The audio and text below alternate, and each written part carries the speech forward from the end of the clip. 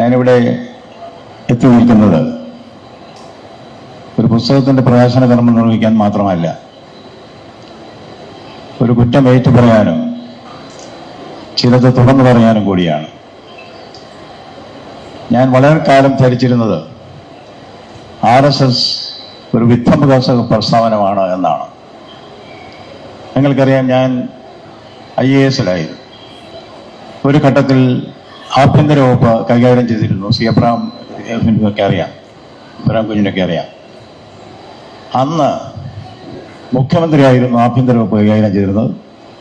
അദ്ദേഹത്തിന്റെ principal secretary എന്ന നിലയ്ക്ക് എല്ലാ ദിവസവും ഇന്റലിജൻസ് IG കൊണ്ടുവരുന്ന റിപ്പോർട്ട്, രഹസ്യ റിപ്പോർട്ട് വായിച്ചു നോക്കി ചർച്ച ചെയ്ത് ആവശ്യമായ കാര്യങ്ങൾ മുഖ്യമന്ത്രിയെ ധരിപ്പിക്കുക എന്ന ചുമതല എനിക്കുണ്ടായിരുന്നു. അന്നൊക്കെ ഞാൻ ധരിച്ചിരുന്നത് പല പല റിപ്പോർട്ടുകളിൽ RSS-നെ കുറിച്ചുള്ള സൂചന എപ്പോഴും ഒരു വിധ്വംസക ശക്തി എന്ന നിലയിലായിരുന്നു. അതിന്റെ സത്യം അറിയാൻ എനിക്കാവുമായിരുന്നു, പക്ഷെ അതിന് ശ്രമിച്ചില്ല. കാരണം എൻ്റെ മനസ്സിന്റെ ധാരണ ഇതായിരുന്നു, RSS എന്ന് പറഞ്ഞാൽ ഒരു വിധ്വംസക ശക്തിയാണ്. പിന്നീട് അത് പെട്ടെന്ന് മാറാനുണ്ടായ കാരണം, ഒരിക്കൽ ജസ്റ്റിസ് KT തോമസ് അദ്ദേഹം ടെലിവിഷൻ നടത്തിയ ഒരു പ്രഭാഷണം ഞാൻ കേട്ടു. RSS-ന് ഗാന്ധിമതവുമായി യാതൊരു ബന്ധവുമില്ല എന്ന് സ്ഥാപിച്ചത് സുപ്രീം കോടതി നിയോഗിച്ച കപൂർ കമ്മിറ്റിയാണ്. 1966 ഈ കമ്മിറ്റി എല്ലാ തെളിവുകളും ശേഖരിച്ചതിന് ശേഷം പറഞ്ഞു RSS-ന് ഗാന്ധിമതവുമായി യാതൊരു ബന്ധവുമില്ല എന്ന്.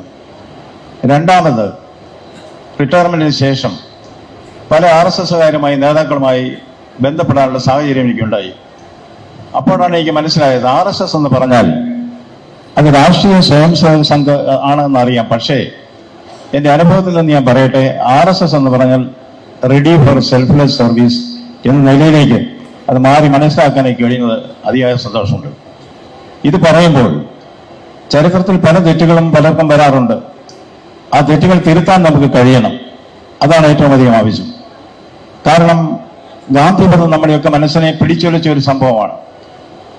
ഒരു കാരണവശാലും അതിനെ ന്യായീകരിക്കാനോ അതിനെ ന്യായീകരിക്കുന്നവർക്ക് കൂട്ടുപിടിക്കാനോ നമുക്ക് കഴിയില്ല. RSS-ന് പങ്കില്ല എന്ന് പലവട്ടം, ഒന്നല്ല 2 കമ്മിറ്റികൾ ഇതിനെക്കുറിച്ച് പഠനം നടത്തുകയും വളരെ വ്യക്തമായി തെളിവുകൾ നൽകി പറയുകയും ചെയ്ത RSS-ന് ഈ മതവുമായി യാതൊരു ബന്ധവുമില്ല. പിന്നെ എന്തിനാണ് RSS-നായിട്ട് ഇത്രയധികം ആക്രമണം? അന്ന് ഒരു IAS ഉദ്യോഗസ്ഥൻ എന്ന നിലയ്ക്ക് എനിക്ക് വേണമെങ്കിൽ അന്വേഷിക്കാമായിരുന്നു. പക്ഷെ എന്റെ മനസ്സിലില്ല, അടിയുറച്ച വിശ്വാസം അതായിരുന്നു, RSS എന്ന് പറഞ്ഞാൽ വിധ്വംസക പ്രസ്ഥാനമാണ് എന്ന്. അത് മാറ്റിയെടുക്കാൻ വന്നത് ഇപ്പോഴെന്റെ മനസ്സിൽ തോന്നുന്നു